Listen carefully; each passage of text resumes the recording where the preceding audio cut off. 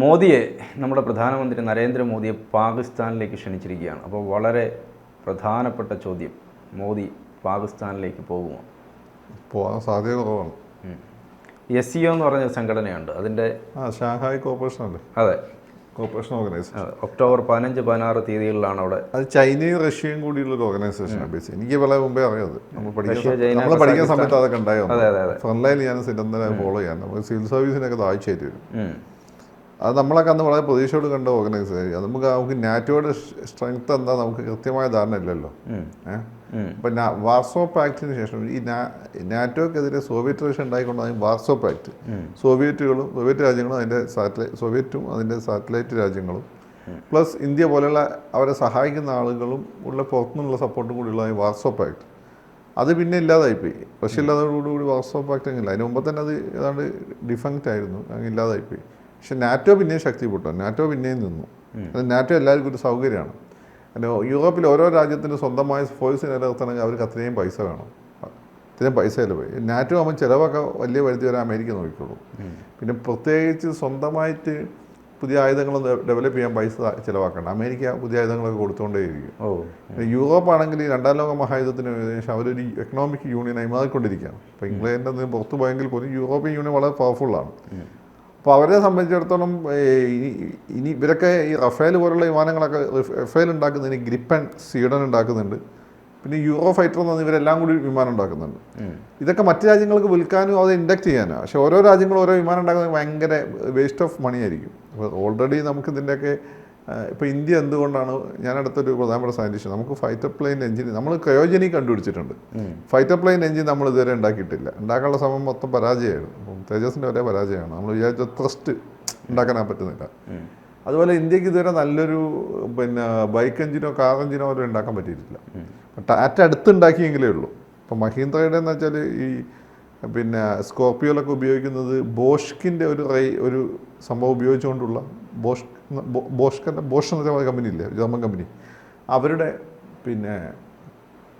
ഒരു മോഡൽ വെച്ചുകൊണ്ടുള്ള എഞ്ചിനാണ് അവർ ഉപയോഗിക്കുന്നത്. സ്വന്തമായിട്ട് നമ്മൾ ഇതുവരെ ഒരു പ്രോപ്പർ എഞ്ചിൻ ഉണ്ടാക്കിയിട്ടില്ല. ടാറ്റ മുമ്പ് ഇൻഡിക്കയിൽ ഉണ്ടാക്കിയിട്ട് ആ ഫ്ലോപ്പും ആയിരുന്നു.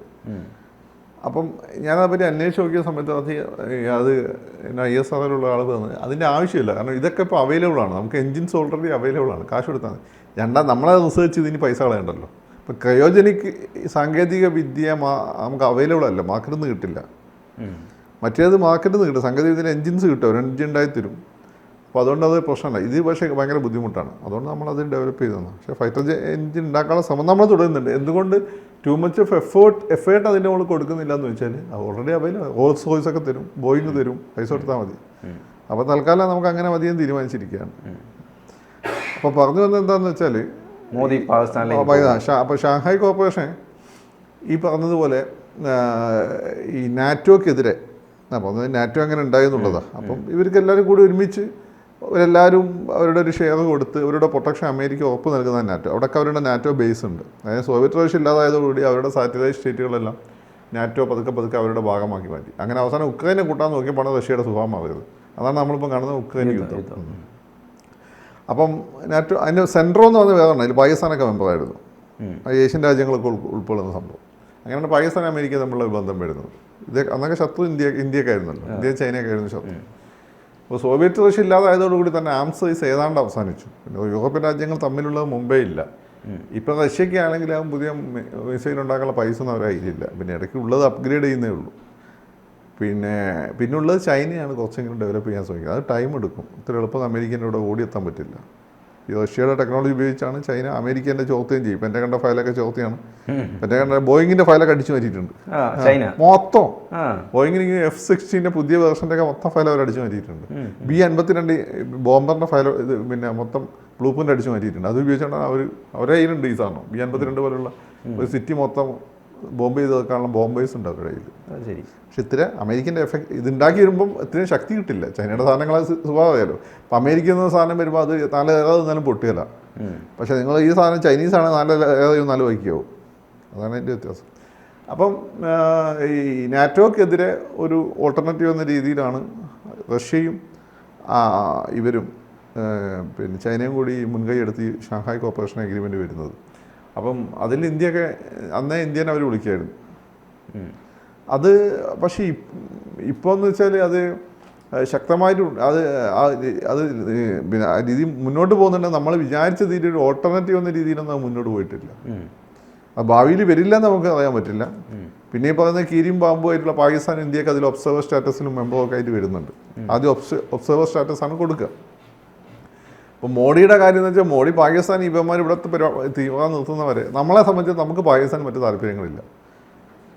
അവർ എക്സിസ്റ്റ് ചെയ്യുന്നത് നമുക്ക് പ്രോബ്ലം ഒന്നുമില്ല. അപ്പോൾ BJP അഖണ്ഡ ഭാരതം എന്നൊക്കെ പറയുമെങ്കിൽ പോലും അത് വളരെ പ്രാക്ടിക്കൽ ലൈനിലേക്ക് അത് RSS അങ്ങനെ പറയുമെങ്കിൽ ഒരു തീരുമാനമേ പോവുള്ളൂ. കാരണം പാകിസ്ഥാനൊക്കെ പിടിച്ചെടുക്കാൻ പോയാൽ നമ്മൾ ഉള്ളതും കൂടി പോയി പോകും, അതറിയാം. ഇൻക്ലൂഡിങ് ഈ പാക് അധിനിവേശ കാശ്മീരിൽ പോലും ഒരു പരിധി കൂടുതലും നമ്മൾ പ്രശ്നം ഉണ്ടാക്കാനൊന്നും നമുക്ക് ഉദ്ദേശമില്ല. പക്ഷെ അവന്മാർ പിന്നെയും അരിയും തിന്ന് ആരോധനയും കടിച്ച് പിന്നെയും മുന്നോട്ട് എന്ന് പറഞ്ഞ പോലെ ഇങ്ങനെ ചെയ്താൽ നമ്മളെന്ത് ചെയ്യണം? പിന്നെ അവന്മാരായിട്ടൊരു ബന്ധത്തിന് പോകാതിരിക്കുന്നതല്ല. അതാണ് മോഡി എടുത്തൊരു സ്റ്റാൻഡ്. പിന്നെ മോഡി തന്നെ ശ്രമിച്ചു, മോഡിയുടെ ഒന്നാമത്തെ സത്യപ്രതിജ്ഞ വിളിച്ചു. പിന്നെ അങ്ങയുടെ അമ്മയുടെ ബർത്തിലേക്ക് മോഡി ആകാശത്ത് നിന്ന് വിമാനം തിരിച്ചു വിട്ട് അങ്ങോട്ട് പോയി ഇറങ്ങി. ഇതൊക്കെ ചെയ്തിട്ട് അമ്മാരുള്ളിൽ കൂടെ ഈ പണ്ടത്തെ തുർക്കിയുടെ സ്വഭാവം തുടർന്നുകൊണ്ടിരിക്കുകയാണ്. പിന്നെന്ത് ചെയ്യാൻ പറ്റും? അപ്പോൾ പോകുന്നതിന് RSSന് വലിയ താല്പര്യം ഉണ്ടാവുമെന്ന് എനിക്ക് തോന്നുന്നില്ല. പിന്നെ റഷ്യ അതിനേറ്റവും ചൈന അല്ല, റഷ്യ വിളിച്ചു പറഞ്ഞാൽ ചിലപ്പോൾ പോകാൻ സാധ്യതയുണ്ട്. അത്ര പോവുകയാണെങ്കിൽ അത് ഒരു പ്രധാനപ്പെട്ട നീക്കമായിരിക്കും. പക്ഷെ അത് പ്രത്യേകിച്ച് കാര്യമുണ്ട്. അവന്മാർ ഈ പിന്നെ പറയുന്നില്ല, അവന്മാർ ഈ പറയുന്നതിന് പ്രതിശൂന്യമായിട്ടുള്ള ഈ പരിപാടി നിർത്തിയിട്ടില്ലെങ്കിൽ അതുകൊണ്ട് പ്രത്യേകിച്ച് കാര്യമൊന്നും ഉണ്ടാവില്ല.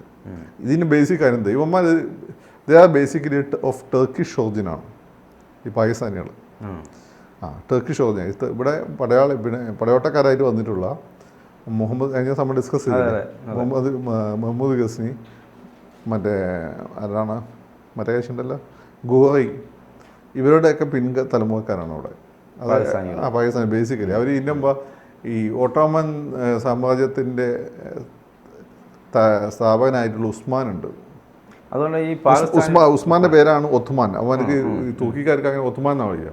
ഉസ്മാന്റെ വാപ്പുണ്ട് ഉർദൂഗൻ, അങ്ങയുടെ പ്രതിമ ഉണ്ടാക്കി അവിടെ വെച്ചിരുന്നു. അപ്പോൾ പാകിസ്ഥാനിൽ അപ്പോൾ അതിൻ്റെ കാര്യം എന്താ, അവരുടെ ആൻസിസ്ട്രി അവിടെ നിന്നാണ് അവർ കാണുന്നത്. അവർ വിശ്വാസത്തിൻ്റെ ആൻസിസ്ട്രി ഇസ്ലാമെന്നും അവരുടെ ജനറ്റിക്കൽ ആൻസിസ്ട്രി അവർ കാണുന്നത് തുർക്കി എന്നുമാണ്. ഇവർ നല്ല കളറൊക്കെ ആയിട്ടിരിക്കുന്നത്. അതെ, നല്ല ഹൈറ്റും നല്ല കളർ, ഭംഗിയാണ്. അപ്പം ഇതുകൊണ്ട് തന്നെ ഇങ്ങനൊരു പ്രശ്നമുണ്ട്. അവർ നമ്മളെ പാർട്ടല്ലേ, 2 നേഷൻ തിയറി എന്നൊക്കെ പറയുന്നത് ശരിയാണ്. അവർ ബേസിക്കലി നമ്മുടെ പാർട്ടല്ല അവർ. അപ്പോൾ അവർക്ക് നമ്മളെ കൂടെ, പക്ഷേ അവർ താമസിക്കുന്ന സ്ഥലം നമ്മുടെ സ്ഥലമാണ്. ഇവിടെ താമസിക്കുന്ന സ്ഥലം നമ്മുടെ സ്ഥലമാണ്. പിന്നെ ആ പ്രദേശങ്ങളിലെല്ലാം ഒരുപാട് മുസ്ലിം രാജവംശങ്ങൾ വളരെ ശക്തമായിട്ട് ആദ്യകാലങ്ങളിൽ ഉള്ളതുകൊണ്ട് അവിടെയുള്ള ആളുകളിലെല്ലാം തന്നെ ഇഷ്ടംപോലെ ഈ കലർപ്പ് വന്നിട്ടുമുണ്ട്.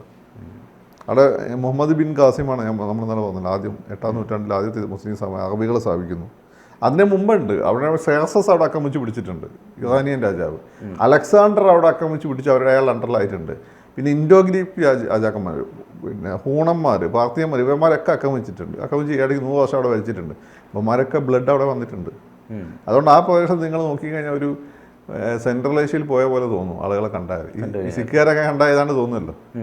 പക്ഷേ സിഖുകാരുടെയും ഒക്കെ ഉള്ള കാര്യത്തിൽ നമ്മുടെ ഒരു സാംസ്കാരിക ലൈഫുമായിട്ട് അവർക്ക് ബന്ധമുള്ളതുകൊണ്ട് അത് നമ്മുടെ ആളുകൾ തന്നെയാണ്. ഇവരുടെ സാംസ്കാരിക ജീവിതത്തിൽ നമ്മളൊരു ബന്ധമല്ല.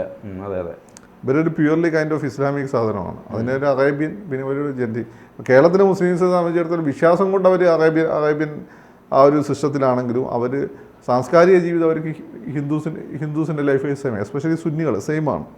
അതിൽ നിന്ന് അവരെ മാറ്റാൻ വേണ്ടിയിട്ടാണ് ഇപ്പം ചില ആളുകൾ, എൻ്റെ നാട്ടുകാരൻ്റെ ഇതുണ്ട്, മുജാഹിദ് ബാലുശ്ശേരിയൊക്കെ തന്നെ നിങ്ങൾ നേർച്ചകൾ ഇല്ലാതാക്കണം, ചന്ദനക്കൂടെ ഇല്ലാതാക്കണം എന്ന് പ്രസംഗിക്കുന്നത്. അതുകൊണ്ട് ജമാഅത്ത് ഇസ്ലാമിക്കാരൊക്കെ പർദ്ദയൊക്കെ ഇൻട്രൊഡ്യൂസ് ചെയ്യുന്നത്. ഇവിടെ എല്ലാവരും സാരിയല്ലേ എടുത്തിരുന്നത്, അല്ലെ എല്ലാവരും ഉണ്ട്. അപ്പോൾ ഇങ്ങനെ പൂർണ്ണമായിട്ട് ഈ സാംസ്കാരിക വേരുകൾ ഇല്ലാതാക്കുക എന്നുള്ള അജണ്ടയാണ്. പക്ഷേ ഇവരുടെ സാംസ്കാരിക വേരുകൾ ഇല്ലാതെ ഞാൻ ഉൾപ്പെടെ ഉള്ള കേരളത്തിലെ മുസ്ലിംസിനെ സംബന്ധിച്ചിടത്തോളം, അല്ലെങ്കിൽ ഇന്ത്യയിലെ ഭൂരിപക്ഷം മുസ്ലിംസിനെ സംബന്ധിച്ചിടത്തോളം ഇവിടെ അത്രമാത്രം തുർക്കികളുടെ കോൺസെൻട്രേഷൻ ഇവിടെ ഉണ്ടായിരുന്നില്ല. തുർക്കികൾ കേരളത്തിലേക്ക് വന്നതുമില്ല, ഇവിടെ അറബികളെ വന്നിട്ടുള്ളൂ. നമ്മളെല്ലാം മിക്സാണ്. ഉമ്മായുടെ വഴികളിൽ നമ്മൾ മുസ്ലിം, പിന്നെ ഇവിടെയുള്ള ആളുകളും പാപ്പാൻ്റെ വഴിയിൽ നിന്ന് അവിടെ വന്ന ആളുകളായിരിക്കും. എന്ന് വെച്ചാൽ ജനറ്റിക്കൽ മിക്സ് ഏതൊക്കെ തലമുറ നടന്നിട്ടുണ്ടാവും. അപ്പം ബേസിക്കലി നമ്മുടെ സാംസ്കാരിക ഓർമ്മ എന്ന് വെച്ചാൽ ഇവിടുത്തെ തന്നെ ആയിരിക്കും. കാരണം ഇവിടെ വന്ന് അറബികളെ വന്ന് കല്യാണം കഴിച്ചിട്ട്, ഇപ്പോൾ കോഴിക്കോടൊക്കെ വന്നിട്ട് കല്യാണം കഴിച്ചിട്ട് അവരിവിടെ ഉയർന്ന ജാതികളിലെ പാവപ്പെട്ട കുടുംബങ്ങൾ സ്ത്രീകളായിരുന്നു കല്യാണം കഴിച്ചിരുന്നത്. അതുകൊണ്ടാണ് കോഴിക്കോടൊക്കെ പ്രധാന കുടുംബങ്ങൾ അടുത്ത കാലം മരുമക്കത്തായമായിരുന്നു. ഇസ്ലാമിന് മരുമക്കത്തായ ഇല്ലല്ലോ. മരുമക്കത്തായ നമ്മൾ ലോക്കൽ ഒരു ഹിന്ദു പ്രാക്ടീസാണ്, ഒരു ലോക്കൽ ഇന്ത്യൻ പ്രാക്ടീസാണ്. അപ്പോൾ അതുകൊണ്ട് നമ്മൾ സാംസ്കാരികമായി ഹിന്ദുക്കളെ വന്നു. മരുമക്കത്തായ ഇസ്ലാമിലില്ല, ക്രിസ്ത്യാനിറ്റി ഇല്ല, ജൂതമതത്തിലില്ല. ഇത് 3 കാനൻ നിയമങ്ങളുടെയും 10 നിയമങ്ങളെ അടിസ്ഥാനപ്പെടുത്തി ഉണ്ടാക്കിയാണ്. കുറച്ചുകൂടി പിന്നോട്ട് നോക്കിക്കഴിഞ്ഞാൽ ബാബിലോണിയയിലെ ഹമ്മുറബിയുടെ കോഡ് ഓഫ് കോണ്ടക്ട് അനുസരിച്ച് ഉണ്ടാക്കിയ സാധനങ്ങളാണിത്, ഈ 3 മതങ്ങളുടെയും ബേസിക്. അതിൽ നിന്ന് വന്നിട്ട് ജൂതന്മാർ ആദ്യം 10 കൽപ്പന വരുന്നു. ആ 10 കൽപ്പനകൾ ക്രിസ്ത്യാനികളോ മുസ്ലിങ്ങളോ തിരസ്കരിച്ചിട്ടില്ല, ഇവരുടെയൊക്കെ വിശ്വാസത്തിൻ്റെ ഭാഗമാണ്. ക്രിസ്ത്യാനികൾ പിന്നെ കാനൻ നിയമങ്ങൾ കുറച്ചുകൂടി അവരുടേതായി പരിഷ്കരിച്ചു, പിന്നെ കുറച്ച് ആംഗ്ലിക്കനൈസ് ചെയ്തു എന്നൊക്കെ അല്ലാതെ, അവർ കുറച്ച് അറേബ്യനൈസ് ചെയ്തു എന്നല്ലാതെ ബേസിക്കലി ഇതിൻ്റെ കണ്ടന്റ് ഒന്നാണ്, ബേസിക് കണ്ടന്റ് ഒന്നാണ്. നിങ്ങൾ എടുത്തു നോക്കിയാൽ മനസ്സിലാവും.